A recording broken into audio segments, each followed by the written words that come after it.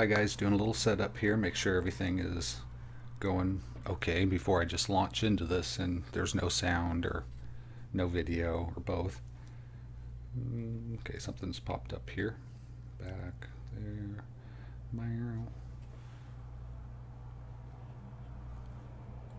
Can I hear anything? Yes. No.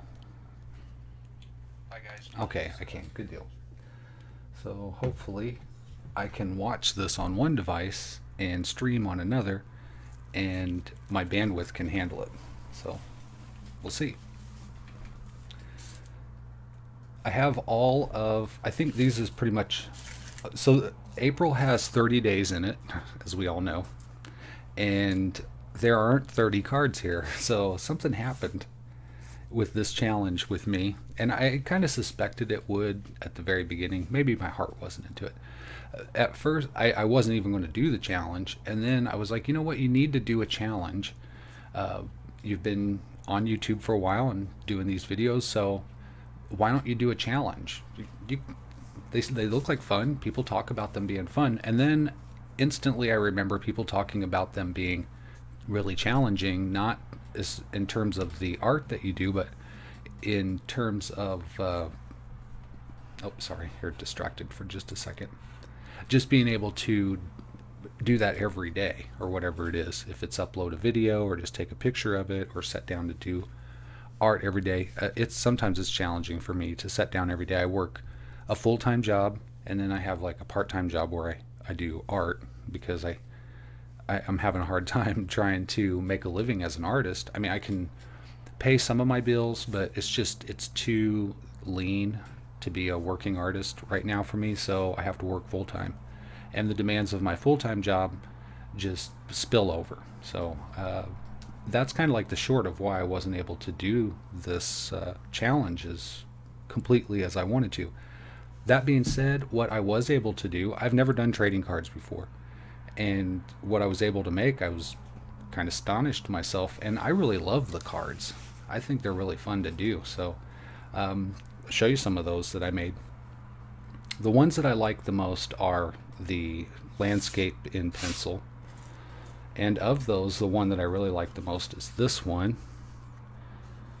It's just very basic, some good depth in there. And then this one, kind of hard to see the detail there, but just a mighty tree there. So I really love those two.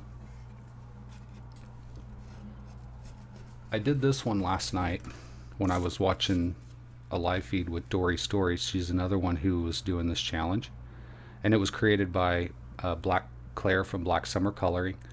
I'll post a link. I don't know why I didn't put a link in there, but I'll put a link to her channel. You can check her stuff out and get to know this challenge in case you want to do it again. There are talks of doing it in August, so that might be something to look forward to. This is inspired by an actual place up on the foothill above my house, as is this. That's inspired by an actual thing. So these are sort of real places here, and the rest of these are just kind of made up in my head. This is one of the first ones that I did, and it's got subjects in it. There's two people looking at this view. I don't usually put subjects in there, but I thought that maybe it would help sell the scale of this. So that's what I did there. And then the color ones, this one's kind of in color. It was inspired by a scene out of The Hateful Eight, a Quentin Tarantino movie, which is really disturbing. But some of the snowy scenes and the frontier scenes, the landscapes, are exquisite. They're just pause, draw, you know. It was hard for me to follow the storyline because I was too caught up in the landscape. These are done in black light, and in the daytime it's going to be hard to tell, but I might be able to demonstrate a little bit of it here. Let me see. Get this light set up here. I have a black light right here, and I turn that off. You can see there's hardly anything visible. Turn it on and look at that. Isn't that cool? I just love that one. Probably my all-time favorite of the color ones. Can't really, oh, it helps if I turn it on. That's a space scene. I guess you guys can tell that's maybe a little astronaut. So, and this was just a pattern, and I really loved the pattern until I put the eyeball on it, and then it just, I don't know, I don't like it now. I really don't. But I'm going to keep it. Maybe somebody likes it. And then this one I really didn't like too much. I don't like the scale. I don't like the composition. Don't really like the color. But I kept it because it may not be about what I like. Somebody else may like it, and good for them. So I'm going to keep it.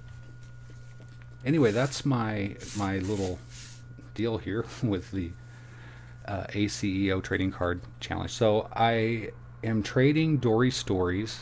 I was going to put these in a gift box, but I did want to trade with at least one or two of the other artists who were doing art that I really liked. Not all of it is my bag, you know. The artwork was really, really good, and I learned a lot watching the artists create their artwork. But the subjects and you know what it might have been about just wasn't my cup of tea. But there were some that nailed it, and that's what I liked about this challenge, is that the artists really pushed themselves and they stepped outside their box. Some artists who don't normally do landscapes did landscapes. I feel like I should have done a figure, like a face or something, but I don't want to embarrass myself. Honestly, I just really didn't want to. And I tried to videotape these, but I was having problems right off the bat with the very first one I tried to show, and then the second one I tried to show. I ended up deleting all that footage accidentally. It's so stupid. Just a really stupid mistake on my part, and it aggravated me. I think it was I think I have some footage for this one, and it was a color one. Anyway, I have some of the footage for this too. I think I might put some of the whatever I have together, the highlights. I'll just put it together and maybe upload it and show you guys. So, all right, well, that's that. And then I have some other things that I wanted to show you guys or talk about. It's a nice little deck. You should see Dory Stories. It's like, and all the other artists. I can't believe some of the artists that just kept up with this challenge. When I heard it, I was like, man, that's going to be tough to do. People get burnt out really fast, you know. So what do I have in my hands right now? So I'm doing this now. You can catch me creating this live on my Facebook. It's a gnome home or a fairy house or whatever. It's made from sticks that are all fastened together there. It gives it a really neat shape. If you guys are new to my channel, you may not have seen these, but I have some videos where I make these. Well, I'm doing another one, and you guys will be able to follow that on Facebook. And I might try to do some of the more detailed stuff, like the roof or maybe the windows. I'll do like a short video of that. I don't think it's really necessary at this point. I think I'm just doing the same thing over again. So instead of just showing the whole process, now I want to get into the details of each one of the little parts, like how to make the windows and whatnot. So I thought you guys might want to enjoy it, might want to check that out. And there's something else too. It's probably across the room. Hold on just a second.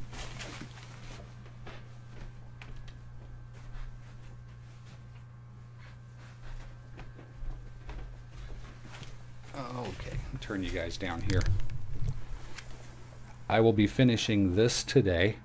Is a candle holder. You can put a little votive candle here, and the light shines out the back, and it puts a little window on whatever wall it's nearby, and then it casts the nice, it's such a beautiful piece. You could put it on like a little table or whatever.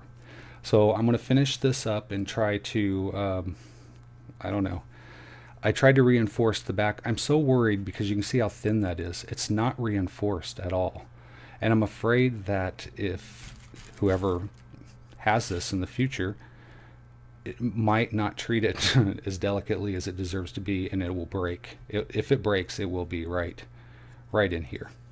So I'm crossing my fingers I can make this more durable by treating the undersurface here and the back with with some materials that's going to reinforce it, but I have to be aware that this is going to have fire on it, so any of those materials have to be fire resistant. So that's a little bit of a challenge.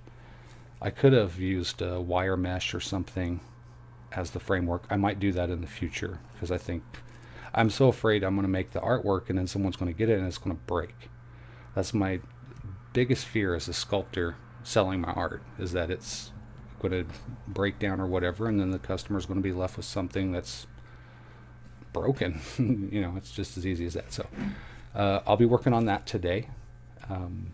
And I'm basically doing more stuff on Facebook than I am YouTube, because my focus has shifted from, you know, I'm not trying to get viewers and views and stuff like that on my YouTube channel just for the sake of those. I'm actually just trying to build awareness of what I have available, so that when I do have shows and sell my art, I have a market to sell to. So that's basically what it is. Well, on Facebook, I reach more people than I do on YouTube. So I'm putting my resources and my efforts into where it makes the greatest difference. So you'll see me more on Facebook, probably a little less on YouTube. I'm going to try to do as much as I can there, but I've been grinding it for a few years, and it just seems like the effort I'm putting into it, it's not paying off in returns that I need to see right now.